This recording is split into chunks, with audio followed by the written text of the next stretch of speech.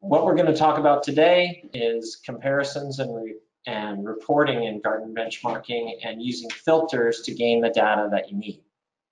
Comparisons are extremely easy to make, and they are very useful when you're trying to figure out individual components.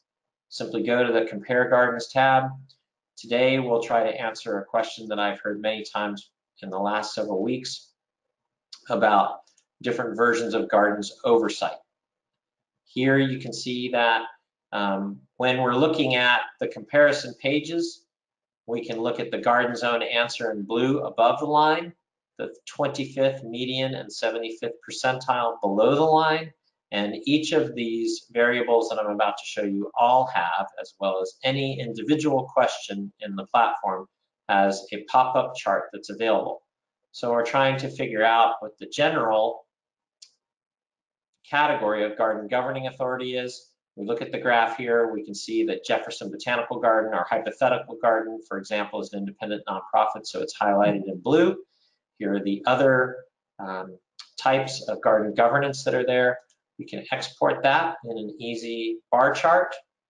It can let us know whether we're using any filter settings, and we can easily export that to a PDF document or to a PowerPoint slide with the click of a button. And then that slide itself is ready to use and ready to export into any presentation that we would like. But often, gardens are more interested in asking questions specifically related to how their garden compares to other gardens using more specific filters.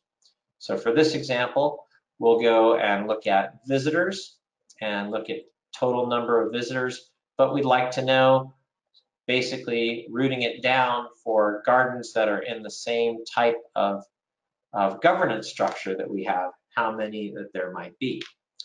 So in this particular case, we have several different questions with an average of 113 responses per question for this year. Let's say we want to go in and look at our own garden governance type, in this case, the independent nonprofit. And we can then apply that filter. And we can see that that filter setting created a subset of 97 accounts that had answered with that independent nonprofit, and the number of questions displayed on the page is 66 responses per question. And now the total number of visitors may have changed in response to where we were previously. But let's go a little bit further. Maybe we want to find out, based on total garden space, how many visitors our garden compared to. That's also very easy to do. Say our garden is a 35-acre garden. Maybe we would take everything from 20 acres on up to about 75 acres. We'd apply that filter. And we can see now that the subset of accounts is much narrower and the number of responses is much narrower.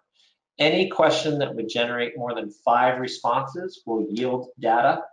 If there's not enough data, the platform will tell you that. And so here we've seen a slight shift in the number of annual visitors, although there's been a marked shift in the 25th median and 75th percentile on that basis. So you can see that it's very easy to do this. You can also use that same filtering technology, and it will carry over anytime you'd like to use it to generate reports. You can use that same filtering capability. I hope you enjoy using the platform. I hope you get a lot out of the platform. It's simple to use, but seriously powerful. And we really, really appreciate all gardens participating, because by having all gardens participate, we can make bigger and broader statements about the growth of our sector.